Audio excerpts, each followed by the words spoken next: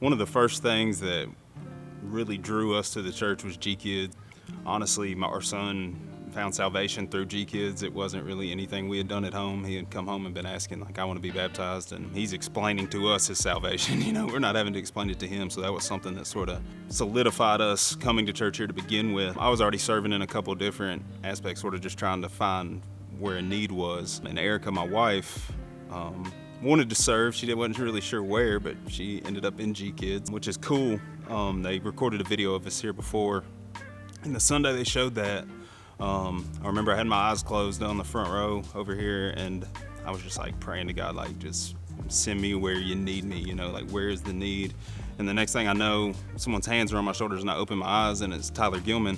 But it was pretty immediate, like, okay, maybe that's where I'm needed. Started serving with the youth, just told him to put me wherever he needed me. Immediately there was a need in one of the groups for a leader, so they put me in a leadership position immediately.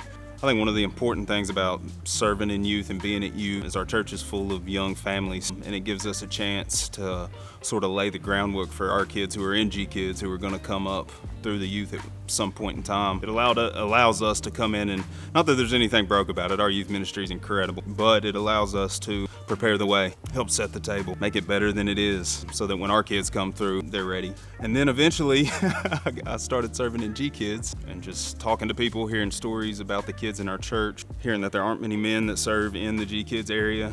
It was sort of glaring that there was a need there. It was pretty easy for me. My kids are already in there. I've seen what it's done for my son. Erica seemed to love it. She would get out of church and be excited about serving with the kids. That was something I sort of wanted to be a part of. I would say that G-Kids specifically has impacted our family tremendously. The very first kind of smiling face besides in the parking lot was when we went up to that desk at G-Kids. I know as a mom, it's very nerve-wracking to drop your kids off somewhere that you've never been, and like, you don't know them, they don't know you.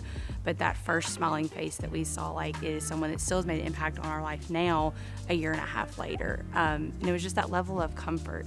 It has been really neat to see the change and the growth in our oldest son. He has been talking for a long time about getting baptized, and we talked to the people in G-Kids, and they helped us. They had some papers for us to take home with questions, and they really, really helped us with that process of walking through those next steps as a parent to make sure we're leading him the right direction, but they knowing we have G-Kids alongside with us and helping us through that just made that decision all the more easier. So it played a tremendous impact on him, and even just us as a family. And, hearing your 4-year-old come home and he's singing songs in the back of the car, doing little hand motions and stuff like that he's learning.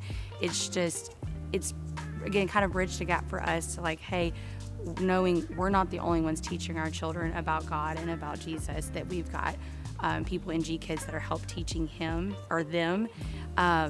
And it just kind of bridges that gap for us, and it just sparks more conversation. I will say something that was told to us a while ago about serving is how impactful and meaningful it is to be able to serve with your spouse, if you can. I know not everyone gets the opportunity to do that, but having that connection for Kyle and I when he started serving in G-Kids, we had that we've always had common goals as a married couple, but serving in the same place was just really, really amazing.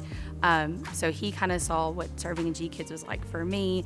I've kind of seen what serving in youth is like for him.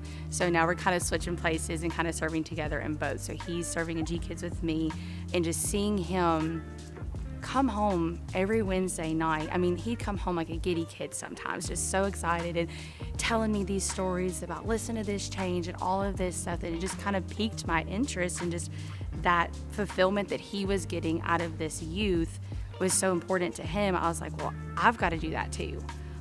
So I will be starting in 2 weeks to serve in youth as a small group leader. A little nervous, but very excited. I think serving in Next Gen ministry gives you a chance to truly make a positive impact on the next generation, and not just base level stuff, but like eternity type impact on the next generation. If you want to serve in Next Gen, maybe you don't feel gifted enough, there's somewhere to serve, I promise. You can stand in the parking lot, you can wear an orange vest, you can smile, you can wave. You can get out there and just play games with the kids and hang out. You can come serve on security. There's many different ways you can serve, especially with our youth on Wednesday nights, that you don't necessarily have to sit in a room and lead a group.